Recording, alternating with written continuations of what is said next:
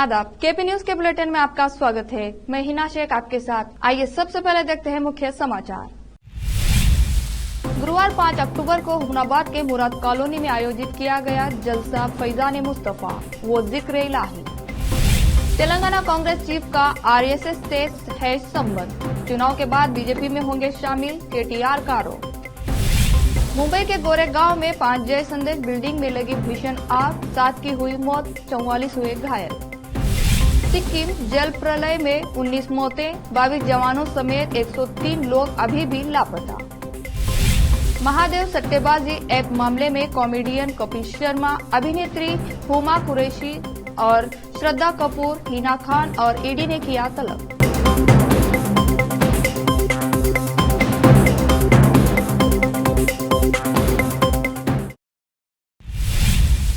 अब समाचार विस्तार से।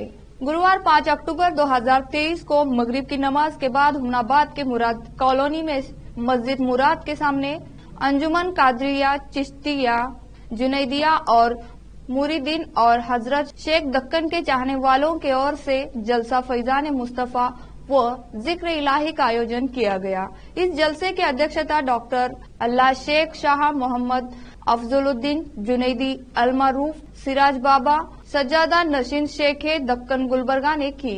यह जलसा मगरिब की नमाज से ईशा की नमाज तक चला। इस जलसे में आशिकाने रसूल अकरम भारी संख्या में उपस्थित रहे। इनके अलावा चिड़गुप्पा के प्रसिद्ध व्यक्ति मोहम्मद अयाजुद्दीन अल जुनैदी के अलावा हुमनाबाद चिड़गुप्पा और दूसरे इलाकों से और कई जुनैदिया सिलसिले के लोग उपस्थित रहे। इस कार्यक्रम के व्यवस्थापक मोहम्मद अब्दुल सलीम, मोहम्मद अलीमुद्दीन अल जुनैदी और मोहम्मद कलीमुद्दीन अल जुनैदी ने सभी अतिथियों और उपस्थित लोगों का स्वागत किया। इस अवसर पर डॉक्टर अल्लाह शेख शाह मोहम्मद अफजलुद्दीन जुनैदी अल मारूफ सिराज बाबा ने संबोधित करते हुए सरकार दो आलम हजरत मोहम्मद मुस्तफा सल्लल्लाहु अलैहि वसल्लम की फजीलत बयान की। इस अवसर पर सभी उपस्थित लोगों के लिए भोजन की व्यवस्था की गई थी। आखिर में सलाम और दुआ के साथ यह जलसा संपन्न हुआ। उसके बाद बैत की महफिल आयोजित हुई, जिसमें कई लोगों ने डॉक्टर अल्लाह शेख शाह मोहम्मद अफजलुद्दीन जुनैदी अल मारूफ सिराज बाबा के हाथ पर बैत किया और सिलसिला जुनैदिया में दाखिल हो गए। इस अवसर पर सिराज बाबा ने केपी न्यूज से बात की। हुमनाबाद से केपी न्यूज के संवाददाता मोहिउद्दीन लाठौरी की रिपोर्ट।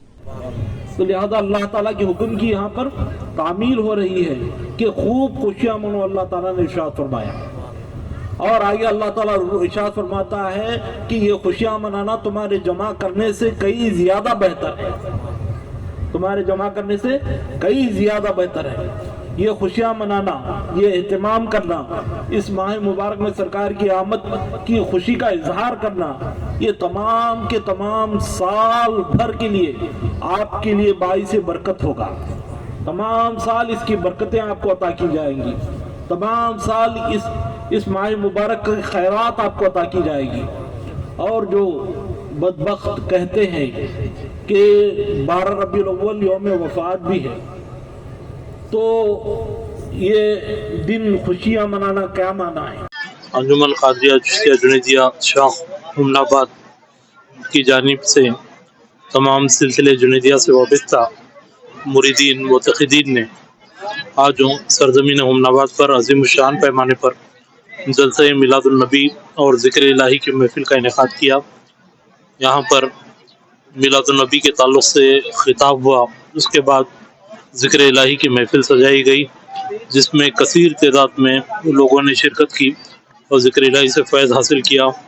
और आखिरी में तमाम हाज़रीन के लिए लंगर मिलादुन नबी सल्लल्लाहु अलैहि वसल्लम का एहतमाम किया गया था और तमाम हाज़रीन ने लंगर से भी इस्तिफ़ादा किया।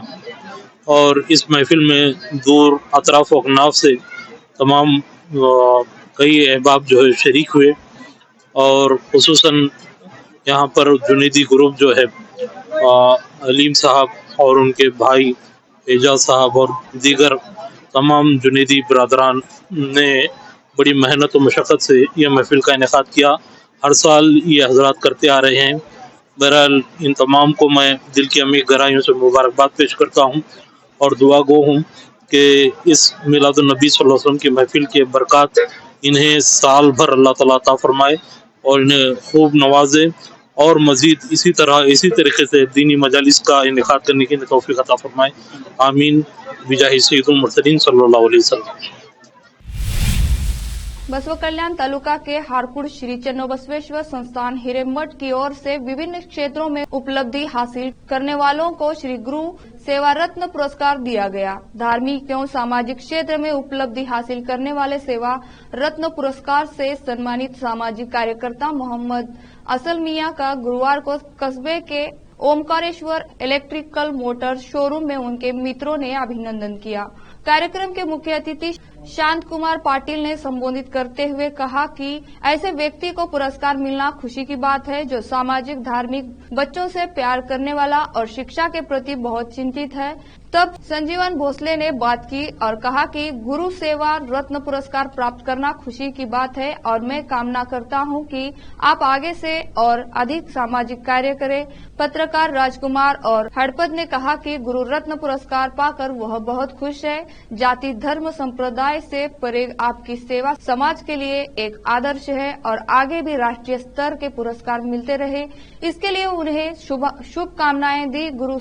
गुरु सेवा रत्न पुरस्कार से सम्मानित मोहम्मद असलम मियां ने कहा कि आज मुझे जो पुरस्कार दिया गया है वो चिड़गुप्पा शहर के लोगों की देन है।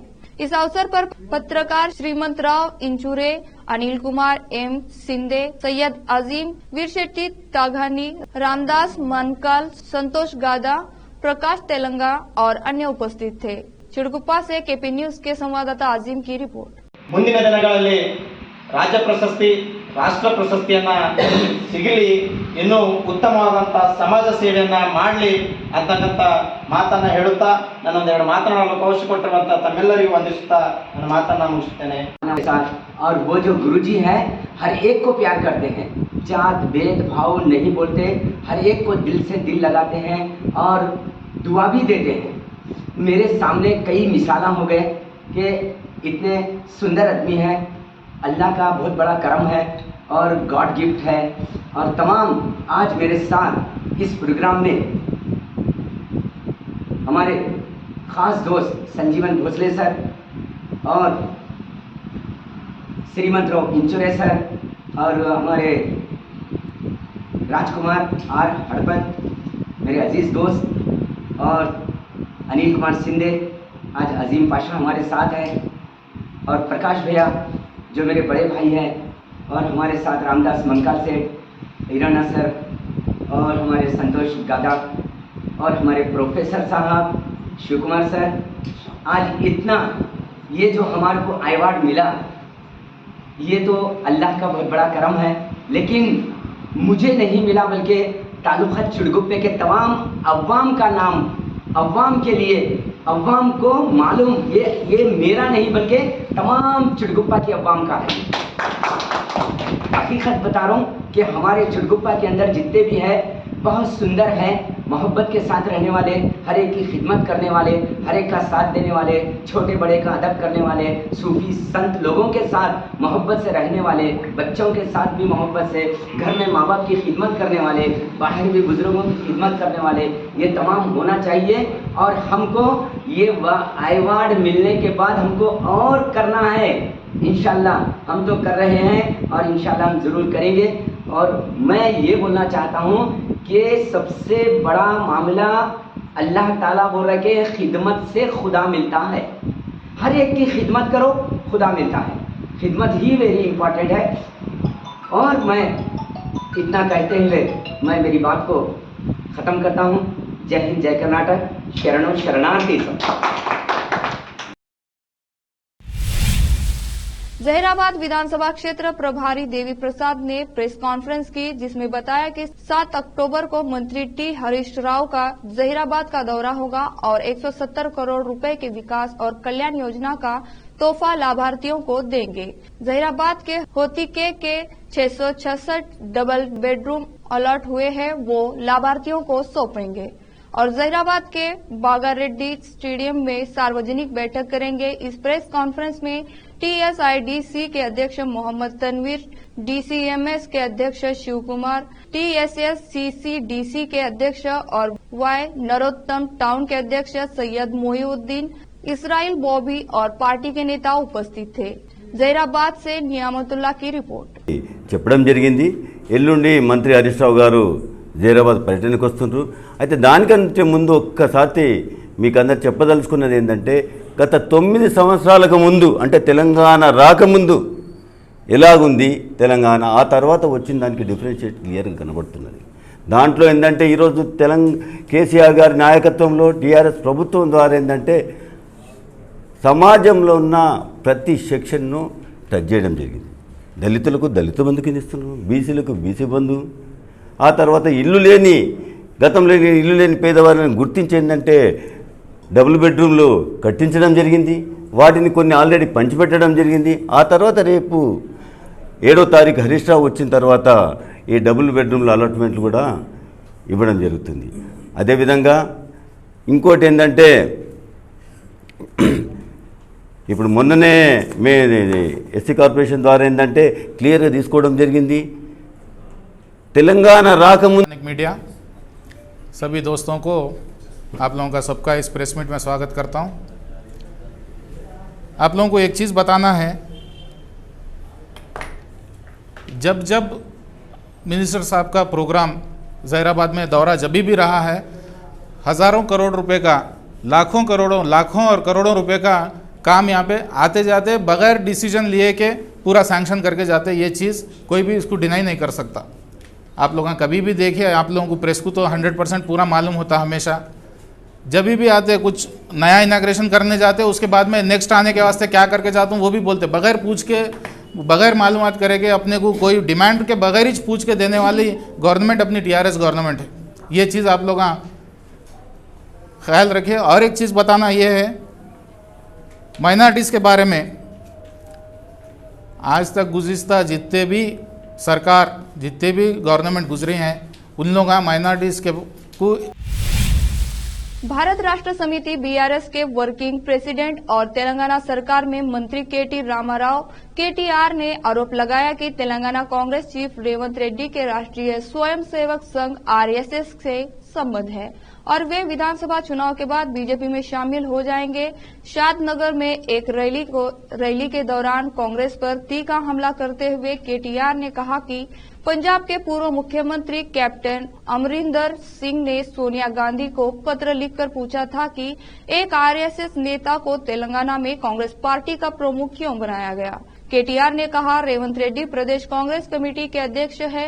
रेवंत रेड्डी कौन है? पंजाब के पूर्व मुख्यमंत्री कैप्टन अमरिंदर सिंह ने सोनिया गांधी को पत्र लिखा और उनसे पूछा कि उन्होंने आरएसएस के व्यक्ति को पीसीसी अध्यक्ष क्यों नियुक्त किया। अब लेते हैं छोटा सा ब्रेक।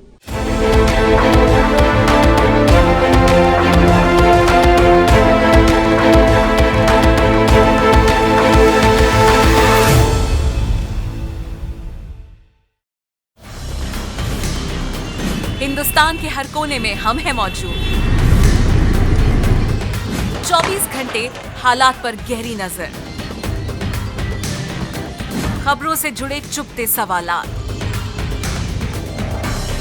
और आपको दिखाता है धार्मिक, सामाजिक, राजनीतिक, लोकल और इंटरनेशनल न्यूज की सबसे बेहतर कवरेज जो आपको रखती है हर पल बाखबर। देश और दुनिया भर की खबर के लिए देखते रहें केपी न्यूज 24/7।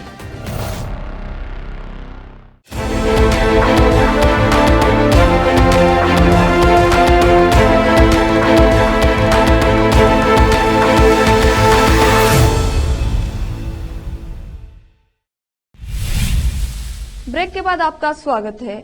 मुंबई में गोरेगांव की जय संदेश बिल्डिंग में आग लगने से 7 लोगों की मौत हो गई है और 44 लोग घायल हुए हैं। मरने वालों में 1 पुरुष और 5 महिलाएं शामिल हैं। घायलों को नजदीकी अस्पताल में भर्ती कराया गया है। बताया जा रहा है कि बिल्डिंग में आग बीती रात लगभग 3 बजे लगी। आग को नियंत्रण में कर लिया गया है। एचबीटी अस्पताल में 36 घायलों को लाया गया था। जिसमें 6 लोगों की मौत हो गई, 4 की हालत गंभीर और 26 की हालत स्थिर है। वहीं कपूर अस्पताल में आग की चपेट में आए 15 लोगों को लाया गया था, जिसमें एक शख्स को बचाया नहीं जा सका, एक की हालत गंभीर बनी हुई है और 9 लोग खतरे से बाहर है। कुल मिलाकर अभी तक इस आग की घटना में 7 लोगों की मौत हो गई है, 5 की हालत गंभीर है, 35 लोग अस्पताल में भर्ती है जिनकी हालत स्थिर है। वहीं 4 लोग प्राथमिक चिकित्सा के बाद अस्पताल से घर भेज दिया गया है। असली राष्ट्रवादी कांग्रेस पार्टी एनसीपी पर फैसला करने को लेकर चुनाव आयोग की होने वाली सुनवाई से पहले शरद पवार की अगुवाई वाले धड़े ने बृहस्पतिवार को राष्ट्रीय राजधानी में शक्ति प्रदर्शन की कोशिश की तथा पवार ने चुनाव चिन्ह घड़ी की परवाह किए बिना अपनी पार्टी की जीत का भरोसा जताया। 82 वर्षीय शरद पवार ने राकंपा की विस्तारित कार्य समिति की बैठक की अध्यक्षता की, जिसमें उन्हें नेतृत्व पर विश्वास व्यक्त किया गया तथा कुछ उन निर्वाचित प्रतिनिधियों की हरकतों की कड़ी निंदा की गई जो पार्टी से अलग हो गए। ये बैठक ऐसे समय हुई है जब एक दिन बाद चुनाव आयोग पार्टी के नाम और निशान पर शरद पवार और उनके भतीजे अजित पवार के प्रतिद्वंद्वी धड़ों के दावों पर सुनवाई करने वाला है। आज की बैठक में पारित किए गए प्रस्ताव में कहा गया है, पूरी पार्टी पुनः शरद पवार के नेतृत्व में अटूट विश्वास प्रकट करती है और उनके मार्गदर्शन और दिशा दृष्टि में देश में भावी चुनावों की तैयारी कर रही है। उत्तर प्रदेश के 3 रेलवे स्टेशनों के नाम बदल दिए गए हैं। प्रतापगढ़ रेलवे स्टेशन अब मां बेल्हा देवी धाम प्रतापगढ़ जंक्शन, अंतु रेलवे स्टेशन अब से मां चंद्रिका देवी धाम अंतु और विश्वनाथगंज को शनिदेव धाम विश्वनाथगंज के नाम से जाना जाएगा। यहाँ के देवी देवताओं के नाम इन 3 स्टेशनों के नाम में जोड़ दिए गए हैं। आप अगर इन स्टेशनों की यात्रा करने वाले हैं तो ध्यान रखें कि इन स्टेशनों का नाम बदल गया है। हालांकि स्टेशन के नाम में और नाम जोड़ा गया है पर कुछ भी हटाया नहीं गया है। सिक्किम में लोनक झील के ऊपर बादल फटने से तीस्ता नदी में अचानक आई बाढ़ के बाद मची तबाही में अब तक 19 लोगों के शव बरामद किए गए हैं, जबकि 103 लोग लापता है। अधिकारियों ने बृहस्पतिवार को यह जानकारी दी। सेना और राष्ट्रीय आपदा मोचन बल एनडीआरएफ की टीम तीस्ता नदी के जलग्रहण क्षेत्र और उत्तर बंगाल के निचले हिस्से में दूसरे दिन भी लापता लोगों की तलाश में जुटी रही। सिक्किम के मुख्य सचिव वीबी पाठक ने कहा कि उत्तरी सिक्किम में लोनक झील में बुधवार तड़के अचानक आई बाढ़ की त्रासदी में अब तक 19 शव बरामद किए जा चुके हैं, जबकि 22 सैन्य कर्मियों सहित 103 लोग लापता है। फिर से लेते हैं छोटा सा ब्रेक।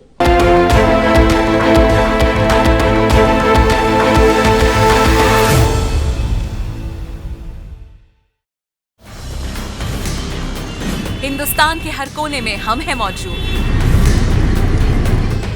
24 घंटे हालात पर गहरी नजर, खबरों से जुड़े चुपते सवालात और आपको दिखाता है धार्मिक, सामाजिक, राजनीतिक, लोकल और इंटरनेशनल न्यूज की सबसे बेहतर कवरेज जो आपको रखती है हर पल बाखबर। देश और दुनिया भर की खबर के लिए देखते रहें केपी न्यूज 24/7।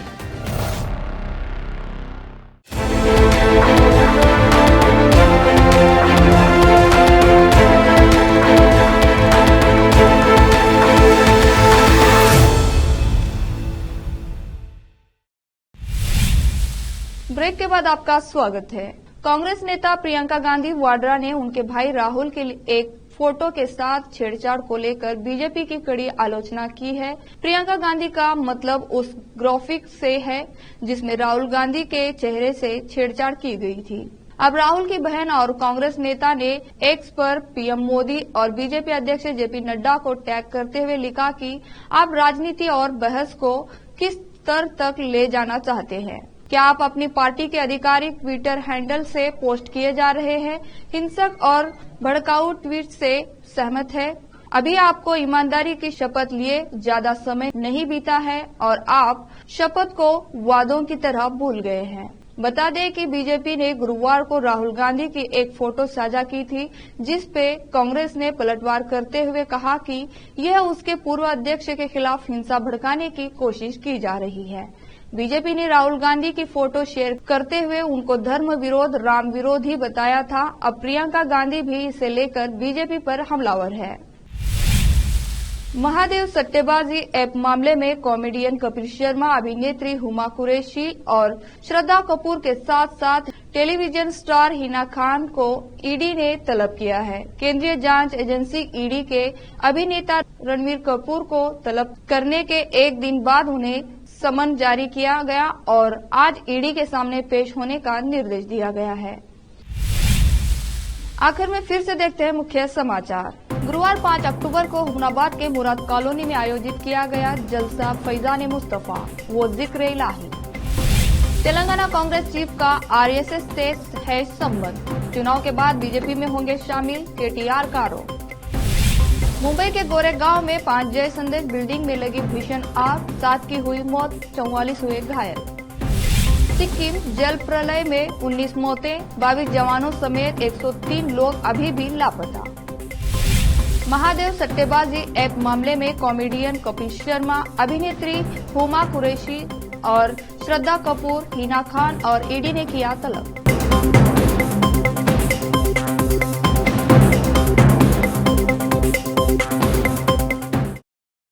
केपी न्यूज के बुलेटिन में आज इतना ही। अन्य समाचारों के लिए देखते रहिए आपका अपना चैनल केपी न्यूज 24/7।